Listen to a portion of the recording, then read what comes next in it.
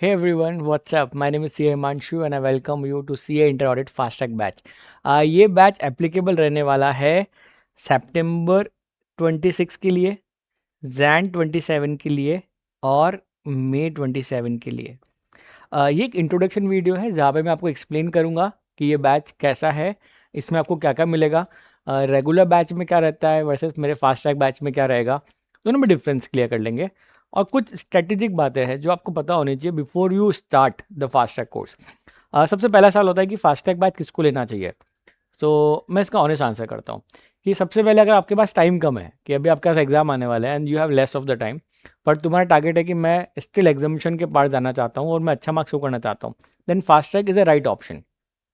अगर आपने पहले कोर्स किया था, कहीं से भी पढ़ा, किसी से पढ़ा, बट आपको लगता है कि आपके फंडामेंटल स्ट्रांग नहीं है, वैसे ऐसे फंडामेंटल स्ट्रांग नहीं मतलब तुम्हारा मल्टीपल चॉइस क्वेश्चन का स्कोर अच्छा नहीं आ रहा है, विच मीन्स तुम्हारा कॉन्सेप्चुअल क्लैरिटी हिला हुआ है। So in that case also it's better to go for fast track as compare to exam oriented. हम क्या करते हैं, बहुत बार लगता है कि अरे यार ठीक है ना, अभी फास्ट ट्रैक कौन पढ़ेगा, अपन तो एग्जाम ओरिएंटेड पढ़ लेते हैं, but exam oriented is like for only exam, और फंडामेंटल ठीक होता है तो वो वर्क करता है। So in that case I recommend to go for fast track.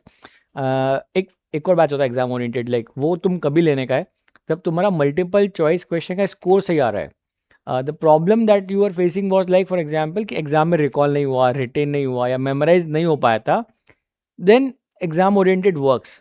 और लास्ट सिनेरियो कि तुम्हारा सब कुछ सही है, it's just that there was problem in your methods of studying and all that, तो तुम यूट्यूब के रिवीजन करके भी जा सकते हो। मैं एक बात हमेशा सबको बोलता हूँ कि जब कोई एग्जाम में फेल होता है सीए इंटर में, देन वो जनरली क्या स्टेप लेता है कि यार मैं यूट्यूब के रिवीजन वीडियोस देख के चला जाऊंगा, but that is not the right step. The right step always is to find out first कि तुम्हारा प्रॉब्लम क्या था, identify that problem and then give it the correct solution. Revision videos on YouTube are not the solution for every student, है ना। तो मेरी बात को समझो।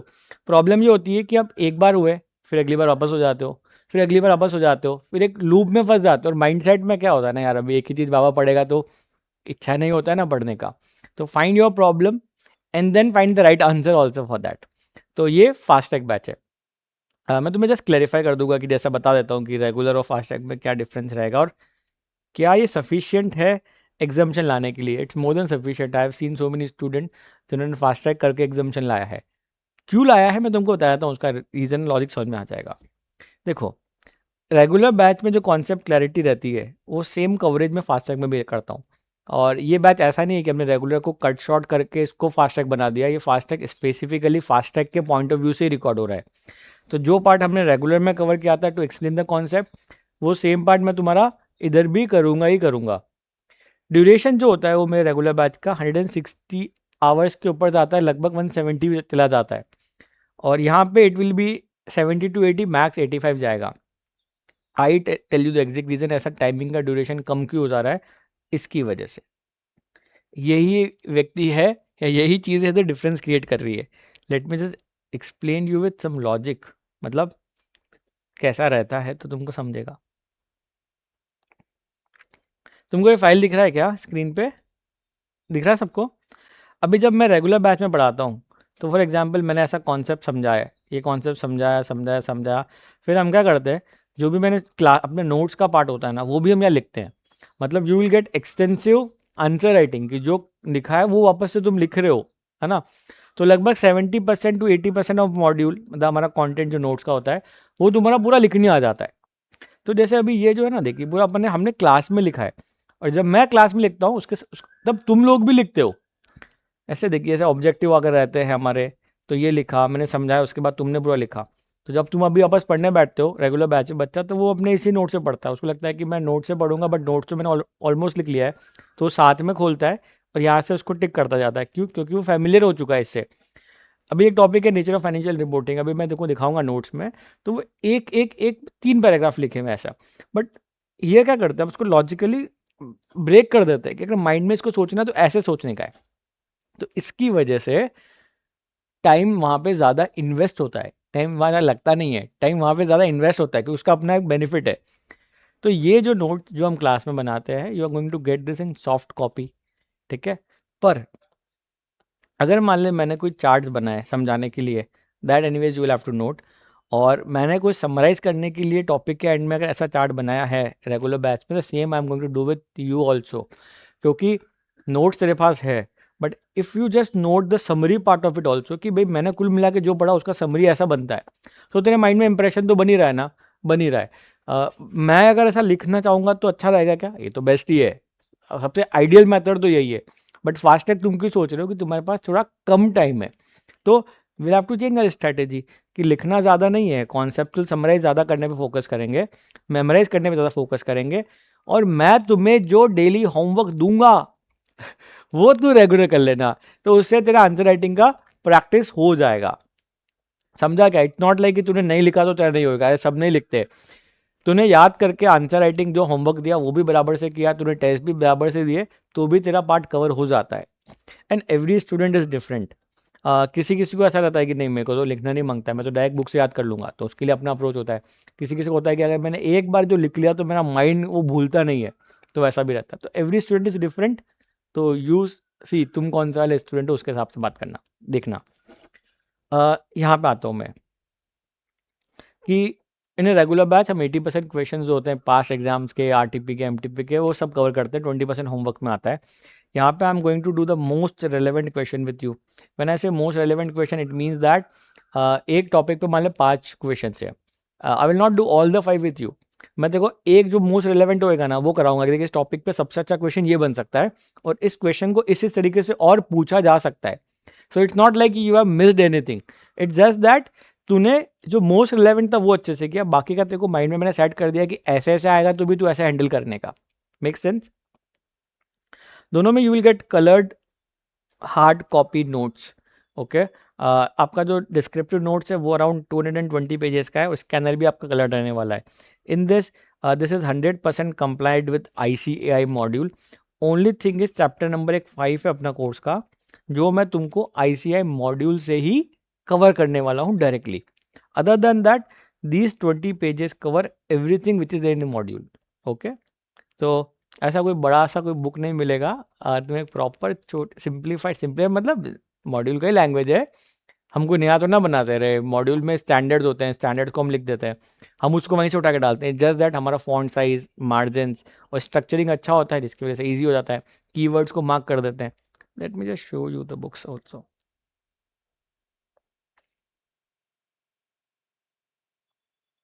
ठीक है, ये देख, दिख रहा है तेरे को नोट्स स्क्रीन पे? थोड़ा सा बड़ा कर देता हूँ, रुक।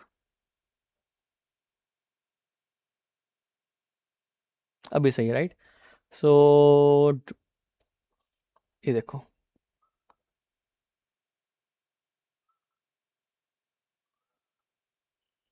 ओके थोड़ा सा पार्ट कट रहा है, गिव मी अ सेकंड। हाँ, 21 सेकेंड। अभी बेटर है क्या? थोड़ा सा और कर लूँ? अभी ठीक है ना?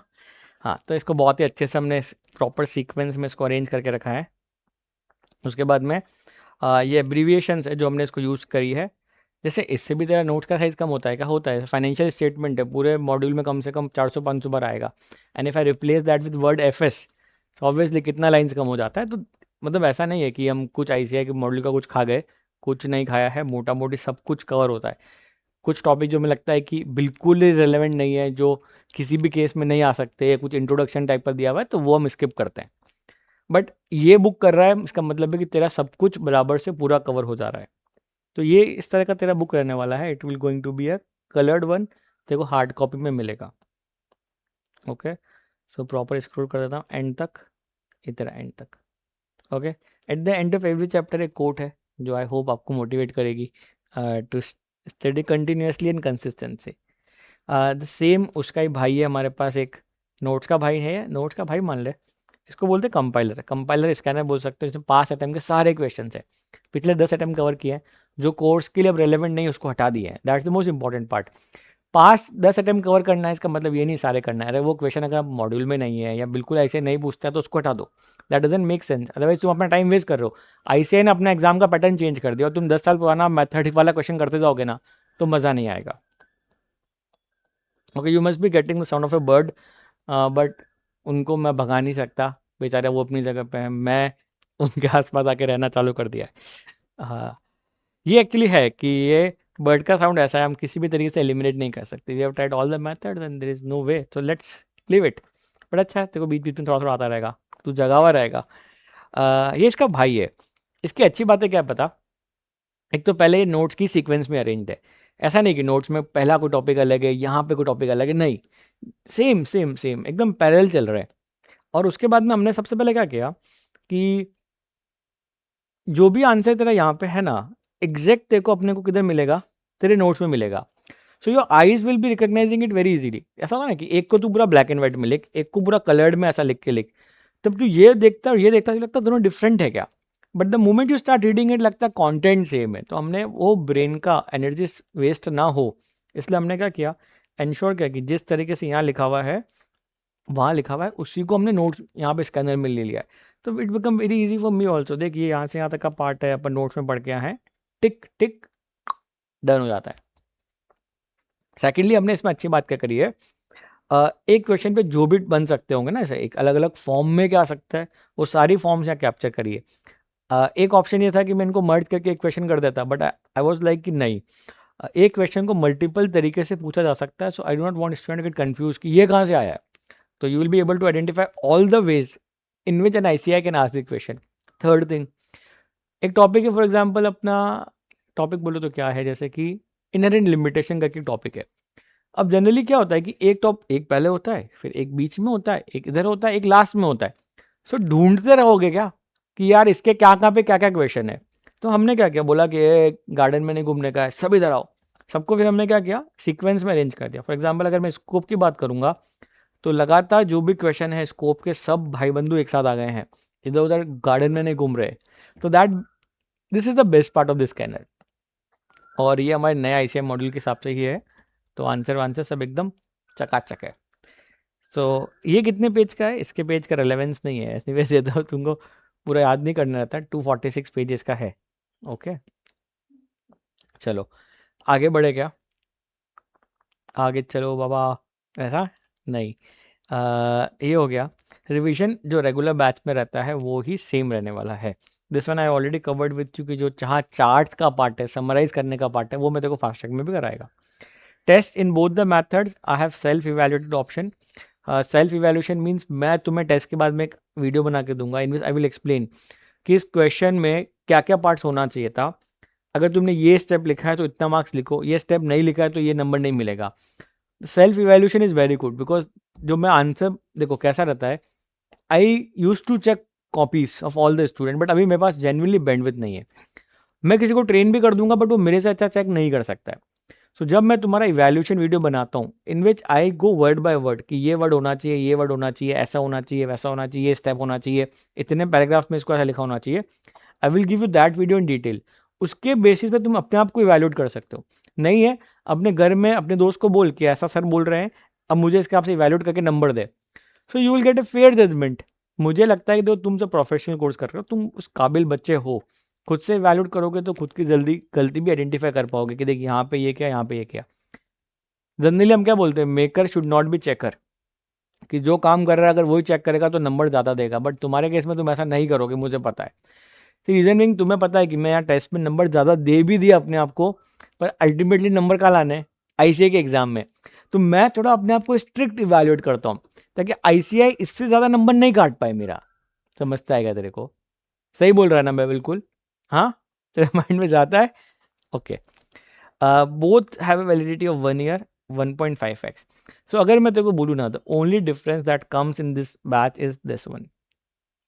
रेगुलर में हम नोट्स क्लास में लिखते हैं, तो मैं लिखता हूँ फिर तुम लिखते हो, तो उसमें जो टाइम इन्वेस्ट होता है वो होता है। Here investment will be on the summarising part. तो टाइम कम है ना तेरे पास, जब तू ये कर रहा है फास्ट ट्रैक, अदरवाइज तो तू खुद रेगुलर ही करता। So this is the best alternative option that we have. मैं अगेन बोल रहा हूँ, इससे एग्जाम्शन आ सकती है कि 100% आ सकती है। अगर तूने कॉन्सेप्ट पार्ट अच्छे से किया, समराइज अच्छे से किया, रोज जो होमवर्क दिया वो भी बराबर किया, that will be more than sufficient for you. क्योंकि मेजॉरिटी ऑफ बच्चे नहीं करते एक्सटेंसिव राइटिंग प्रैक्टिस। रीज़न यही है कि क्लियर भी नहीं होते। बट फास्ट ट्रैक से किया जा सकता है अगर तुम कंसिस्टेंटली करोगे और बराबर से करोगे तो। This I already answered, can we score examination, the answer is yes, I can show you some marksheet. ये सारी फास्टैग वालों की नहीं है, इट इंक्लूड्स रेगुलर वालों का भी मार्कशीट है। तो जैसा है अभी देख, इन बच्चों ने भी 70 के प्लस लाया, तुम भी ला सकते हो। Yes, all of them are not fast track, जो है सो है। How to purchase this course और if you want to join it, firstly I will recommend you to watch demo videos यार, है ना। तुम डेमो देखो, क्योंकि मैंने बोला ना कि हर बच्चा सेम नहीं है, सेम वे हर टीचर भी सेम नहीं है। तो यू हैव टू चेक कि तुम्हारा और मेरा वाइब मैच हो रहा है क्या, जिस तरीके से मैं पढ़ा रहा हूँ समझा रहा हूँ तुमको समझ में आ रहा है क्या। Because at the end of the day तू और मैं दोनों क्या चाहते हैं कि यार तेरा पास होना चाहिए, तेरा रिजल्ट आना चाहिए। तू चाहे मेरे से पढ़ चाहे किसी से पढ़, अगर तुझे मेरे से पढ़ के समझ में आ रहा है, तुझे बैंडविड्थ मैच हो रहा है, देन तू परचेज कर। देख, मेरा फंडा रहता है कि I need to give you conceptual clarity कि कोर्स क्या है कैसा नहीं है, तो 100% तेरे को देना पड़ता है। साथ में मुझे तेरे को प्रैक्टिकल इंसाइट भी देना पड़ता है ताकि तू उसको याद रख सके। मेरा अपना एक मेथड है, मैं स्टेप बाय स्टेप टीच करता हूँ। ऐसा नहीं है कि मैं जैसा यहाँ का टॉपिक उठाया फिर यहाँ का उठाया फिर यहाँ का उठाया। मैं सोचता हूँ कि तेरा दिमाग खाली है, खाली मतलब ऑडिट के लिए खाली है। सो मैं तेरे को स्टेप बाय स्टेप ही लेके जाता हूँ और धीरे धीरे लेके जाता हूँ स्टार्टिंग के अंदर। फिर मुझे लगता है कि अब कॉन्फिडेंस आता है कि हाँ अभी तेरा यहाँ तक का जो तू जर्नी सही कवर किया, तो फिर मैं तेरे को थोड़ा फास्ट ले जाता हूँ। क्योंकि बट मेरा सिंपल फंडा है कि मैं ऐसा ही पढ़ाता हूँ, और मैं अपना इंट्रोडक्शन दूंगा तुझे पता पड़ जाएगा कि यस मुझे मेरे से पढ़ के तेरे को मज़ा आएगा कि नहीं आएगा। तो वो रहेगा। बट यस, अगर आपको समझ में आता है, तुम्हें मज़ा आ रहा है पढ़ के, then you can get this course on 9024976491। ये हमारा व्हाट्सअप नंबर है। The fastest response that you will get is from this number. YouTube के इस वीडियोज़ के अंदर भी आप कमेंट कर सकते हो। I have special instruction to my team कि कोई बंदा परचेज के लिए इंक्वायर कर रहा है या किसी और चीज़ के लिए इंक्वायर कर रहा है, हमारे लिए दोनों बराबर है। You reply to all the comment, that what we do. तो एज लॉन्ग एज आप सही कमेंट कर रहे हो, सही तरीके से कर रहे हो, team will reply to you. कभी भी ऐसा होता है कि वो रिप्लाई नहीं कर सकते, उनको नहीं पता, तो वो मेरे पास लेके आते हैं कि सर इसका मुझे क्या रिप्लाई करना है। सो मैं रेगुलर बेसिस पे मैं भी उनको एड्रेस करता हूँ। तो मैं ट्राई करता हूँ कि मैं मैक्सिमम लोगों का जो भी कमेंट आता है उसको रिप्लाई करूँ। ओके, समय आ गया है थोड़ा सा मुझे मेरे बारे में बताने के लिए। तुम्हें कोर्स के बारे में पूरा क्लैरिटी है, फास्ट ट्रैक में क्या मिलेगा क्या नहीं मिलेगा। एक भैया, नंबर ऑफ लेक्चर्स कितने होंगे और कितने आवर्स के होंगे। सो मेरा फंडा है कि मुझे पता है तुम किस लेक्चर को कितना डाइजेस्ट कर सकते हो, कि कौन सा टॉपिक तुम्हारे लिए हैवी होएगा, कौन सा तुम्हारे लिए लाइट होएगा। तो मेरा फंडा होता है जनरली 2 आवर्स मेंटेन करने का। But they will be some topic जो मुझे पता है कि तुमसे डाइजेस्ट नहीं हो पाएंगे एक साथ। तो ऐसा हो सकता है एक लेक्चर तुम्हें 1.5 का मिले, and there is also possibility तुम्हें कुछ 2.5 का भी मिल सकता है। Okay, so that totally depends on मेरा अंडरस्टैंडिंग ऑफ यू कि तुम किस लेक्चर को कितना डाइजेस्ट कर सकते हो। तो 2 to 2.5 लेके चलो, और इसके बीच में सफिशिएंट ब्रेक रहेगा। लाइक मल्टीपल ब्रेक्स रहते हैं, after every 45 minute 50 minute I give a break. क्योंकि मुझे लगता है कि तेरा कंसंट्रेशन लेवल उससे ज़्यादा नहीं हो सकता, मोर देन 45 मिनट एट ए स्ट्रेच। तो मैं तेरे को 1 मिनट 2 मिनट 3 मिनट घुमाऊंगा, मैं घुमाऊंगा तो तेरे को बोलूंगा कि तू जाके आ किधर, फिर आके बैठ, ताकि तेरा कंसंट्रेशन फिर से स्टार्टिंग पॉइंट से स्टार्ट हो। सही बोल रहा है ना मैं? तेरे को जा रहा है माइंड में, या तू बस सुने जा रहा है कि हाँ हाँ हाँ हाँ हाँ, तेरे को समझ भी रहा है ना, मतलब तेरे को समझ रहा है ना? हाँ। तो कैसा है कि मैं क्वालिफाइड चार्ट अकाउंटेंट हूँ, मुझे 10 साल का इंडस्ट्री एक्सपीरियंस है, और मैंने इन कंपनी में काम किया है। पहला था विप्रो, दूसरा वीडियो, तीसरा KPMG, fourth Unilever. Wipro was about software, जहाँ पे हम क्लाइंट की फाइनेंशियल नीड को समझ के उसको सॉफ्टवेयर में डालते थे कि भाई सॉफ्टवेयर में ऐसा डाल के दे उसको। वीडियो इज़ वर्ल्ड का top 6 audit and accounting firms में आता है, वहाँ मेरा स्टैट्यूटरी ऑडिट्स में था। केपीएमजी फॉर अराउंड 3.5 years वहाँ मैं ऑडिट में था। हिंदुस्तान यूनिलीवर एक इंडस्ट्री है, तो वहाँ पे इंडस्ट्री में था। मतलब हर सीए फ्रेशर का सपना होता है कि उसको हिंदुस्तान यूनिलीवर जॉब में मिले, मेरा भी सपना था। बट एज अ फ्रेशर तो पूरा नहीं हुआ था, क्योंकि रैंक नहीं थी, वो रैंकर्स को लेते हैं एज ए फ्रेशर में। तो बाद में मुझे मिल गया एक्सपीरियंस के बेसिस पे। अ, तो कैसा है ना, देख मेरा 11th एंड 12th जो था ना बहुत स्ट्रॉन्ग था, क्योंकि मैं साइंस में था, physics chemistry maths bio. Then I switch to commerce just after 12th standard में से। जून में एग्जाम होता है ना फाउंडेशन का, मैंने इमीडिएटली दे दिया था 2-3 महीने पढ़ के, और मैं क्लियर हुआ। तो लक बोल कि मुझे इंटेलिजेंट बोल, एक ही बात है, बट मैं पास हो गया था। उसके बाद इंटर, उसके बाद फाइनल क्लियर किया। मैं articleship was in Mumbai, Chaturvedi and Shah करके एक फर्म है नरीमन पॉइंट पे, इंडिया की one of the top 10 firms में आती है, जहाँ मैंने आर्टिकलशिप किया। majority of client that I was doing in the articleship was Reliance industries और उसकी ग्रुप कंपनीज में थे, जैसे रिलायंस जियो हो गया, रिलायंस पोर्ट्स एंड टर्मिनल्स हो गए। That was Mukesh Dhirubhai Ambani group. और जब मैं सीए बन के गया, then I was doing audit in ADAG group, Anil Dhirubhai Ambani group, है ना। तो एक बार आर्टिकलशिप में बड़े भाई के यहाँ पे और जॉब बंद करने के बाद छोटे भाई के यहाँ पे सीखने को ज़्यादा यहाँ मिला, क्योंकि इनकी कंपनीज लॉस मेकिंग है एक्चुअली। और लॉस मेकिंग कंपनीज में आपको ज़्यादा सीखने को मिलता है, बिकॉज यहाँ कुछ ज़्यादा मैनिपुलेशन, आप मतलब वैसे ही प्रॉफिट बना रहे हो तो ज़्यादा कुछ सीन रहता नहीं है। But when you go to a loss making company, yes you have to be very alert कि क्लाइंट कोई भी ऐसा एडजस्टमेंट तो नहीं डाल रहा ना जो बराबर नहीं है। उसके अलावा भी बहुत सारे क्लाइंट्स हम करते थे, बट दैट्स ब्रॉड जो मैंने किया है। अब एक तो मैं एक दो चीज़ें बताता हूँ कि एक है ना, क्वेश्चन आता है कि भैया बिग फोर का लर्निंग मिलेगा क्या, प्रैक्टिकल नॉलेज सीखने को मिलेगा क्या। तो मैं देखो एक स्टोरी बोलता हूँ, दिल्ली में राजेंद्र नगर में, सेम स्टोरी हमेशा बोलता हूँ। If you go to that place और वहाँ पे किसी भी चाय वाली की दुकान में जाकर बैठ जाना, and you will find people talking like anything, लगता है कि क्या ही नॉलेज है भाई। एक टॉपिक के बारे में बात करो, उसको पूरा गहन ज्ञान है, मतलब भर भर के भरा हुआ है। तो फिर रिजल्ट आता है एग्जाम का, जो बहुत भारी ज्ञानी आदमी होता है ना वो क्लियर नहीं होता है, और जो रीजनेबल ज्ञान वाला आदमी होता है ना वो क्लियर हो जाता है। ऐसा क्यों होता है रे? मैं बताऊं क्यों होता है। देख, नॉलेज अनलिमिटेड है, पर एग्जाम का अपना एक पैटर्न है पास होने का। तो नॉलेज ज़रूरी है प्रैक्टिकल, बट लिमिटेड ज़रूरी है, कि जितना मुझे एग्जाम के लिए लगे उतना ज़रूरी है। तो हमें किसी भी टॉपिक को ऐसा नहीं करना है कि मैं तो बिग फोर के लेवल का नॉलेज का पढ़ लूंगा, ये सीख लूंगा, वो कर लूंगा, but at the end you will realise कि मैंने पढ़ तो लिया, समझ भी लिया बिग फोर का, बट मैं एग्जाम में तो पास ही नहीं हुआ। तो मैं बोलता हूँ कि नॉलेज लो, प्रैक्टिकल भी लो, but at the same time हम जिस चीज़ के लिए कर रहे हैं वो भी अचीव होना चाहिए। वो क्या है? एग्जाम पास होना। Second question that should come to you, कि अगर मैं पास नहीं हुआ, केवल नॉलेज लिया तो चला क्या, और अगर मैं पास हो गया और पास होकर बिग फोर में गया, फिर वहाँ आर्टिकलशिप किया, तो कौन सा बेटर अप्रोच रहेगा? No answer, you have the answer, कि मैं अगर खुद बिग फोर में जाके काम सीखूंगा तो शायद ज़्यादा प्रैक्टिकल नॉलेज मिलेगा ना। और मुझे कुछ बोलने का ज़रूरत है अभी, तेरे को समझा मैं क्या बोलना चाह रहा हूँ। आई एम सेइंग कि बिग फोर का प्रैक्टिकल नॉलेज मिलना ज़रूरी है, बट उतना ही ज़रूरी है जितना मुझे एग्ज़ाम पास करने में हेल्प करेगा। ये तो समंदर है, नॉलेज तो लेते जाओगे ख़त्म ही नहीं होएगा। तो तुम्हें बहुत ज़्यादा ज्ञानी बनना है, या ज्ञान के साथ साथ एग्ज़ाम भी निकालना चाहिए? मुझे पता तुम्हारा आंसर क्या है। ज्ञानी किसी को नहीं बनने का है, एग्ज़ाम के साथ साथ, पढ़ाई के साथ, अभी नॉलेज के साथ साथ वो भी है। तो मुझे जहाँ पे तुम्हें रिलेवेंट कॉन्टेक्स्ट देनी मैं दूंगा, तो तुम्हें सीखने को तो मिलेगा प्रैक्टिकल, बट मैं बोल रहा हूँ कि मैं एक लिमिटेड लेवल तक ही तुम्हें शेयर करूँगा। जब तू फाइनल में आएगा तब मैं तेरे को खोल के बताएगा, मतलब कि ये स्टैंडर्ड प्रैक्टिकली कैसे जाता है बिग फोर में, ये इसका इम्प्लीकेशन क्या है, स्टैंडर्ड सेटर यहाँ पे क्या सोच रहा था, ऐसा क्यों लिखा। फाइनल लेवल के लिए छोड़ते हैं ना थोड़ा बहुत, तो ये आंसर मैंने कर दिया। But if still you are somebody जिसको लगता है कि नहीं मेरे को तो प्रैक्टिकल नॉलेज ही चाहिए, एग्जाम के रिजल्ट के लिए मैं नहीं पढ़ रहा हूँ, then yes you can take your call. But मेरा जो एक्सपीरियंस है मैंने शेयर कर दिया है आपके साथ।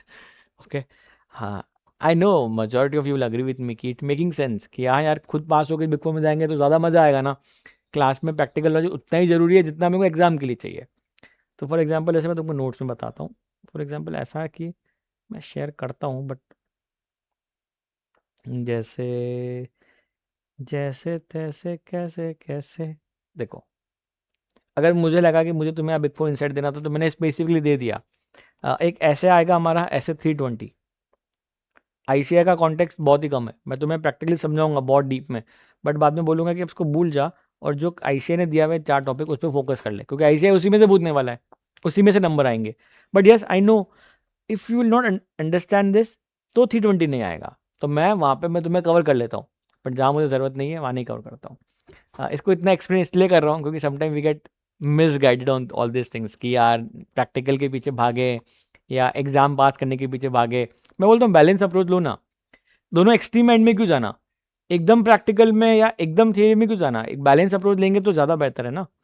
तो मैं बैलेंस अप्रोच की बात करता हूँ। Okay, give me a second. हाँ, हाँ, तो जो मैंने बोला मेकिंग सेंस, कोई एक्सट्रीम एंड में क्यों जाना, मिडवे लेके वो बेटर बेटर अप्रोच है। सो ये मेरा एक्सपीरियंस है और मेरा अप्रोच आपको बढ़ाने का बहुत ही प्रैक्टिकल रहने वाला है। आप 1-2 सेशन करिएंगे करेंगे तो आपको अच्छा अनुभव मिल जाएगा। अभी अगेन मैंने यूपीएससी नहीं किया है जस्ट टू क्लेरिफाई, बट मैं आपको यूपीएससी का एग्जांपल देता हूँ क्योंकि मैंने ये मुझे बात बहुत सही लगी कि एक मैम थे, उनसे इंटरव्यूअर ने पूछा कि आप 5th टाइम में एग्ज़ाम दे रहे हो, आप पिछले 4 बार में नहीं हुए थे, तो आप ये मानते हो कि आपकी 4 बार प्रिपरेशन सही नहीं थी? मतलब he was trying to put words in a mouth, but he gave a very good answer जो मुझे अभी तक हमेशा याद रहता है, मैं हर बैच को बोलता हूँ। वो बोले कि नहीं सर, इन 4 अटेम्प्ट में भी मेरी preparation up to the mark थी, बट मैं स्ट्रैटेजिकली थोड़ा सही नहीं थी। अगर मैंने स्ट्रैटेजिकली बराबर किया होता तो मेरे एग्ज़ाम आराम से निकलते। तो मैंने आपको जो बात समझाई ना, वो एग्ज़ैक्ट यही लॉजिक मैंने आपको समझाने की कोशिश की है कि हमें स्ट्रैटेजिकली खेलना पड़ेगा।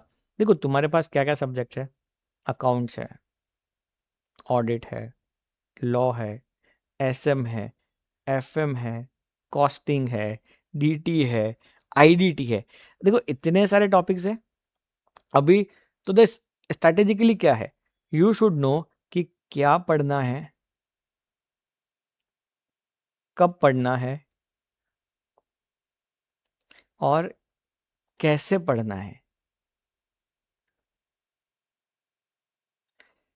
ब्लाइंड नहीं खेलना है कि बस बुक है इसलिए पढ़ रहा हूँ, ये टॉपिक पढ़ दिया हुआ है इसलिए पढ़ रहा हूँ। अरे मुझे पता होना चाहिए टॉपिक एग्जाम में आता है नहीं आता है, is it worth it not worth it, क्या ये ऐसा टॉपिक है जो बहुत ही थियोरेटिकल है उसको मुझे लास्ट के लिए छोड़ना है, या ये है थियोरेटिकल लेकिन एग्जाम में आने की तरह से ज़्यादा है तो उसको पहले कवर करना है। So that clarity is very important. कौन से चैप्टर पहले करने हैं, कौन से बाद में करने हैं, कौन से पहले रिवाइज करने हैं, कौन से बाद में रिवाइज करने हैं, कब कब कैसे कैसे रिवाइज करना है, वो प्लान क्लियर रहेगा तो एग्जाम आराम से निकलेगा। बट अगर ब्लाइंड खेलते जाओगे कि बस फ्लो में चलता जा रहा हूँ, थोड़ा सा टफ हो जाता है। ओके, तो उसी पार्ट पे मुझे तुमको 2 बात समझाने की है आज के सेशन के अंदर। एक अपना पेपर का पैटर्न कैसा है और दूसरा अपना कोर्स कवरेज क्या है। ओके, तो फटाफट से करते हैं और आज के इंट्रोडक्शन सेशन को फिर विराम देंगे। रुक अभी ये समझ के जा पहले। पेपर कितने मार्क्स का आएगा? 100 का। बट अपना जो एक्चुअल पेपर आता है ना, 118 मार्क्स का आता है। मतलब कुछ ना कुछ क्या हो गया, चॉइस हो गया। ये तेरा पार्ट ए है, ये तेरा पार्ट बी रहने वाला है। Part A is multiple choice question जो 30 मार्क्स का आते हैं। Okay, you will gate 15 questions, 2 marks each, that makes it 30 marks. मतलब यहाँ पे कोई चॉइस नहीं है, कोई चॉइस नहीं है, कोई नेगेटिव मार्किंग है, कोई नेगेटिव मार्किंग नहीं है। क्वेश्चन इंडिविजुअल आते हैं कि कोई केस आएगा और केस के अंदर क्वेश्चन आते हैं, ऐसे ही आता है। पहले केस दिया होगा, उसके अंदर क्वेश्चन होंगे। पहले कुछ इंडिपेंडेंट क्वेश्चन भी आते थे बट वो इंडिपेंडेंट क्वेश्चन आना बंद हो गए हैं। अभी जनरली ऐसे 2 केस के अंदर ही सब कुछ पूछ लेता है। ओके, तो यहाँ पे स्ट्रैटेजिक मूव क्या होना चाहिए अपना, कि मैंने यहाँ पे सोच लिया कि मैं कोई भी चैप्टर छोड़ के नहीं जाऊँगा। कोई चैप्टर याद करूँ ना करूँ कोई प्रॉब्लम नहीं है। पर कॉन्सेप्चुअली मैं बिल्कुल 100% पढ़ के जाऊँगा। क्यों? 30 में से 30 लाना है तो ये करना पड़ेगा। और इसका बेस्ट बात क्या है, कोई अपना नंबर नहीं काट सकता। मतलब आंसर सही होगा तो नंबर नहीं काट सकता, रॉन्ग होगा तो 0 हो जाएगा। बट अगर आपका आंसर सही है then you will get full out of full. तो कॉन्सेप्चुअली स्ट्रॉन्ग किया, 30 आउट ऑफ 30 लेके आएंगे। कोई चैप्टर छोड़ेगा क्या? नहीं छोड़ूंगा। बच्चे मुझे बोलते हैं छोड़ दूंगा, मैं क्यों छोड़ रहा है बे, कॉन्सेप्चुअल तो करके जा अच्छे से, ताकि एमसीक्यू में आया तो वो तो रॉन्ग नहीं होएगा। समझा? द सेकेंड पार्ट इज, जो आपका वेटेज 70 मार्क है बट एग्जाम में 88 मार्क का पेपर आता है। कैसे आता है? You will have total 6 question. First question जो है ना वो कंपलसरी आता है, और जो कंपलसरी क्वेश्चन है उसको बाद में करने का है क्योंकि इसमें 2-3 क्वेश्चन ट्रिकी क्वेश्चन आते हैं। तो फर्स्ट कंपलसरी है, तो रिमेनिंग 5 में से तुम्हें कितने करने रहेंगे? रिमेनिंग 5 में से 4 क्वेश्चन ही करने रहेंगे। अब एक क्वेश्चन 14 मार्क्स का आता है। आइला बीकॉम जैसा होता है क्या? एक क्वेश्चन 14 मार्क्स का, 14 मार्क्स का। You will have a breakup like this, A B C and D, है ना? अब ये question 2 mark, 3 mark, 4 mark, 5 mark, 3 mark, ऐसे कैसे भी आ सकता है। ICAI can also ask 5 mark का इंडिविजुअल क्वेश्चन, और 1 2 3 4 5 यू विल हैव 5 पार्ट, और क्वेश्चन 5 मार्क का होएगा। ये पैटर्न पहले कैसा था? 3 मार्क एंड 4 मार्क का। ICAI ने बोला कह रहे नहीं यार बस छोटू छोटू टॉपिक होते हैं, वो कैसे पूछेंगे 1 1 मार्क वाले, 2 2 मार्क वाले। तो उसने बोला कि चलो पूरे क्वेश्चन का weightage will remain fix 14, but individual question में मैं ब्रेक कर सकता हूँ। 1 mark, 2 mark, 3 mark, 4 mark, 5 mark. तो मैक्सिमम कितने मार्क का आएगा? 5 मार्क। मतलब तुझे कोई भी रामायण जैसी चीज़ बड़ी-बड़ी याद करने की ज़रूरत नहीं है। नहीं है। क्यों पूरा-पूरा पेज याद करूँगा? मुझे पता है ना कि 5 मार्क्स से ऊपर जाना ही नहीं, तो 3-3 पेज का क्वेश्चन थोड़ी ना पूछेगा। है भी नहीं कोर्स में, बट पूछेगा भी नहीं। बट पता होना चाहिए कि 5 से ऊपर नहीं जा रहा है, बट 1 मार्क का भी आ रहा है, मतलब मैं छोटा से छोटा बात भी रहेगा ना, जहाँ 5-5 पॉइंट है, उनको पहले कर लूँगा। क्योंकि पता है एक क्वेश्चन तो ऐसा आना ही आना है, जिसमें 1-1 मार्क के 5 क्वेश्चन आने वाले हैं। जब पढ़ेगा तो ही पिक हो जाएगा कि ये 5 पॉइंट है, इस पे क्वेश्चन बन सकता है वो 5 मार्क वाला। समझा देखो सीन? ओके। पर ये 80 कैसे हुआ भैया? 88 कैसे हुआ?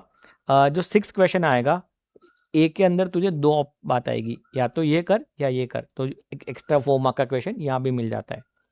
सो टोटल कितना बन गया तेरा? 30 मार्क का मल्टीपल चॉइस क्वेश्चन, 6 मार्क्स और 14 मार्क ईच, प्लस 4 मार्क का एक additional choice, that makes it 118। भैया सारे करके आ जाऊँ तो एग्जाम में सब आ गए मेरे को तो आईसीआई जो पहला 100 नंबर का होता है वो तुम्हारा चेक करेगा, बाकी के जो तुम्हें आखिरी में लिखे हैं उसको इग्नोर कर देगा। तो मतलब वो ऐसा कर चेक करते हुए जाएगा। 100 मार्क 70, मतलब तेरा पेपर जो 70 मार्क का जो वेटेज खत्म हुआ उसके बाद के नहीं चेक करेगा। तो जितना आता है उतना ही कर लो, और ऐसा होगा नहीं कि सारा कर पाएगा, तो टाइम ही नहीं रहता इतना। अगली चीज़, ये जो डिस्क्रिप्टिव क्वेश्चंस होते हैं, क्या इसमें स्कोर करना टफ होता है? थोड़ा सा टफ होता है। Reason being ICI wants a very specific answer. जैसा लॉ में उसको सेक्शन का प्रॉपर लैंग्वेज चाहिए, सेम वे ये भी टेक्निकल थियरी है ना, तो ऐसा नहीं है कि इंग्लिश में बना के लिख दूँ मैं तो नंबर नहीं मिलेगा। तो standard setter want you to put specific standard का लैंग्वेज, तो रटना पड़ेगा। नहीं, सब कुछ नहीं रटना पड़ेगा। You can always tweak it. 100% नहीं, 80% तक तू स्ट्रक्चर मेंटेन कर, कंटेंट मेंटेन कर, थोड़ा बहुत अपनी लैंग्वेज को ऊपर नीचे करेगा, बट जो स्टैंडर्ड का फीलिंग है ना, वो उसको वो मैसेज जाना चाहिए। समटाइम बच्चे क्या करते हैं कि समझ लिया और जिस लैंग्वेज समझा ना उसी को लैंग्वेज में कन्वर्ट करके लिख देते हैं बड़े बड़ा पैराग्राफ में, जीरो। Don't do that. जो मैंने नोट्स में दिया हुआ है, ये मान के चल के जो नोट्स में दिया हुआ है वही एग्जामिनर को चाहिए। जो मैं तेरे को सॉफ्ट कॉपी देने वाला हूँ नोट्स की, वही एग्जामिनर को चाहिए लिखा हुआ। ऐसा मत सोच कि इसको मैं अपनी लैंग्वेज में लिख दूंगा, बीकॉम में लिखेगा चलेगा, यहाँ नहीं चलेगा। जो है सो है, ऐसा लिखने का नंबर नहीं मिलेगा। Standard setter want standard language. जो जो मेरे नोट्स में लैंग्वेज लिखी हुई है, जो मैं तुम्हें सॉफ्ट कॉपी नोट्स दूंगा, उसकी language is the language that you will have to write in exam. Okay. पहले क्वेश्चन डायरेक्ट आते थे, फिर हमारा एग्जाम का पेपर भी 3 पेज के आता था, सीधा से पूछा था ये कहाँ है, ये क्या होता है, वो क्या होता है, इसका डेफिनेशन, ऐसा वैसा होता था। But now they are wrapping it up in a question, कि इन अ केस कहानी बना देगा, ऐसा ऐसा हुआ, ऐसा ऐसा हुआ है, नौबत ऐसा क्या हुआ, answer will remain change same. Same main answer same रहेगा, ऊपर का और नीचे का लिखने का थोड़ा सा पार्ट चेंज हो जाएगा, तुझे ऊपर कॉन्टेक्स्ट देना पड़ेगा, नीचे कंक्लूजन देना पड़ेगा, but the main answer change होगा क्या? अरे वो किसी में चेंज नहीं होता है। डायरेक्ट सेक्शन पूछूं लॉ में या केस बना के पूछूं, आंसर चेंज होता है क्या? आंसर तो इसी कॉन्टेक्स्ट पे ही दिया जाएगा, ऊपर कॉन्टेक्स्ट नीचे कंक्लूजन, बीच में आंसर सेम। तो ये हमारा रहने वाला है। सो कोई ज़्यादा ऐसा कोई मसला नहीं है इसके अंदर। एक होता है एप्लीकेशन बेस्ड क्वेश्चन, जो हमारे लेवल पे नहीं आते। If you go to final level, जहाँ पे हमको ऐसा बोल देता है स्टैंडर्ड मतलब एग्जामिनर कि ये चीज़ रियल लाइफ में कैसे लिखी जाएगी, जैसे कोई रिपोर्ट है, इस पैराग्राफ को तू रियल लाइफ में कैसे लिखेगा। 10 अटेम्प्ट में सिर्फ ऐसा एक क्वेश्चन देखा है मैंने, जो हमारे यहाँ पे आ गया है। सो सी इंटर लेवल पे एप्लीकेशन बेस्ड क्वेश्चंस नहीं आते हैं। वो आपसे या तो डायरेक्ट पूछेंगे कुछ क्वेश्चंस को, और मेजोरिटी ऑफ क्वेश्चन को केस में बना के पूछेंगे, बट फंडामेंटल रिमेन सेम, लिखने का थोड़ा सा करना पड़ता है। You are clear with this part? तेरा मल्टीपल चॉइस क्वेश्चन में नेगेटिव मार्किंग है नको। कितने क्वेश्चन आएंगे? 15, 2 मार्क्स ईच। और यहाँ पे 70 मार्क्स का वेटेज है, 88 मार्क का पेपर आएगा। फर्स्ट कंपलसरी है, जो बाद में करने का है, पहले अटेम्प्ट नहीं करने का, क्योंकि इसमें 1-2 क्वेश्चन ट्रिकी होते हैं। Second, third, fourth, fifth, six question में कोई सब चॉइस आएगा, तो ए के अंदर भी तेरे को 2 बात मिलेगा। अरे बी में मिल सकता है, सी में मिल सकता है, बट एक एक्स्ट्रा मिलेगा। तो बस ऐसे हैंडल करेंगे। 1, 2, 3, 4, 5 मार्क के क्वेश्चन आते हैं, बस सेम क्लियर है। आगे बढ़े क्या? लास्ट पार्ट जो पता होना चाहिए, कुल मिला के 11 चैप्टर्स है। यू हैव 8 चैप्टर्स मैंने अलग किए हैं, 3 चैप्टर्स अलग किए हैं। जैसे अकाउंट्स के अंदर अकाउंटिंग स्टैंडर्ड्स होते हैं, we have standards on auditing. Accounts में क्या बोलते हैं? अकाउंटिंग स्टैंडर्ड बाद में लगाते हैं, यहाँ पे स्टैंडर्ड पहले लगाते हैं, स्टैंडर्ड्स ऑन ऑडिटिंग। हमारे यहाँ पे 30 स्टैंडर्ड्स है, ये सेम स्टैंडर्ड फाइनल में भी है, पर फाइनल के अंदर लेवल थोड़ा अलग है, टॉपिक्स भी थोड़े बढ़ जाते हैं। So don't not study from final का वीडियोस कि अरे मैं तो एडवांस लेवल का पढ़ लेता हूँ अभी, तो फाइनल का प्रिपरेशन भी हो जाएगा, फेल हो जाएगा। जितना है उतना पढ़ लेगा तो भी काफ़ी होगा, मैं तेरे को बोलता हूँ। तो ये 30 हम कवर करेंगे जो हमारे कोर्स में है।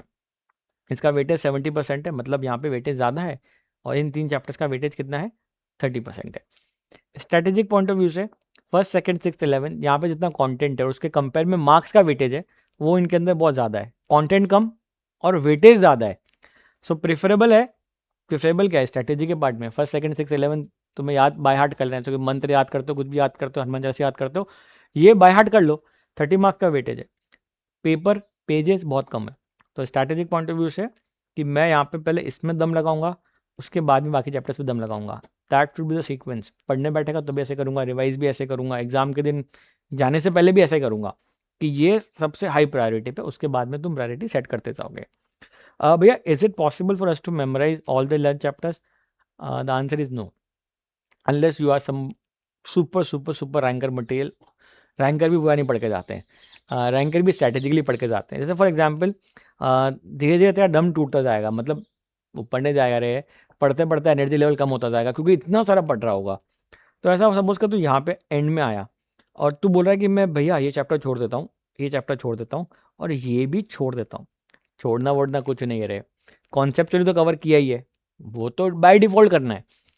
फॉर एग्जाम्पल तेरी सिचुएशन ऐसी है, मैं देखो जो सिचुएशन आती है बच्चों के आखिर में वो पहले ही बता देता हूँ। इन हर चैप्टर्स के अंदर कुछ रेपिटेटिव क्वेश्चंस होंगे, ओके। सो उन रिपीटेटिव क्वेश्चंस को करके जाना इज द बेस्ट स्टेप, क्योंकि ऑब्वियसली तेरे पास एक ऑप्शन तो है ही है ना। अगर मान ले इसमें से 2 चैप्टर के जो क्वेश्चन थे वो एक ही क्वेश्चन में आए, तो you will skip that question in option और तू बाकी कर लेगा। समझा क्या? समझा देखो मेरी बात, कि पूरा ब्लाइंड मत जा कि पूरा ही छोड़ दिया। नहीं, ये स्ट्रैटेजिक बंदा नहीं है, मतलब प्रोफेशनल आदमी ऐसा नहीं सोचता है। इस चैप्टर के अंदर भी मुझे 5 क्वेश्चन पता है कि इंपॉर्टेंट है, तो 5 तो कर ही लेता हूँ। आई विल सजेस्ट यू कि अभी से मत सोच के छूटेगा, कोशिश करके जितना कर सकते हैं कवर करेंगे।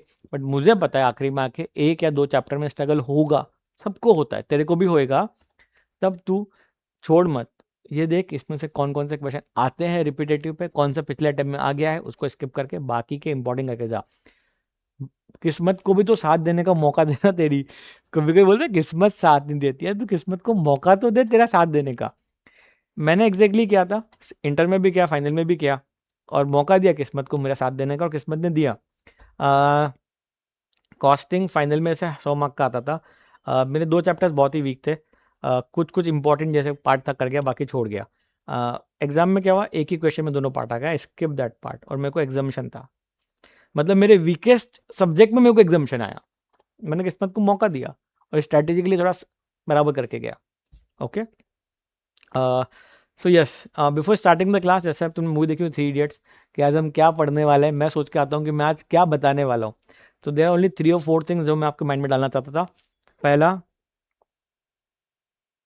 अबाउट कोर्स, तुम्हें फुल क्लैरिटी है, वैलिडिटी से लेके, व्यूज से लेके, आवर्स को लेके, बुक्स को लेके, रिवीजन वीडियोस को लेके, कैसा कैसा क्या क्लास में लिखेंगे, क्या क्लास में नहीं लिखेंगे, क्या हमारा मेथड रहने वाला है, वो भी मैंने तुमको समझा दिया है।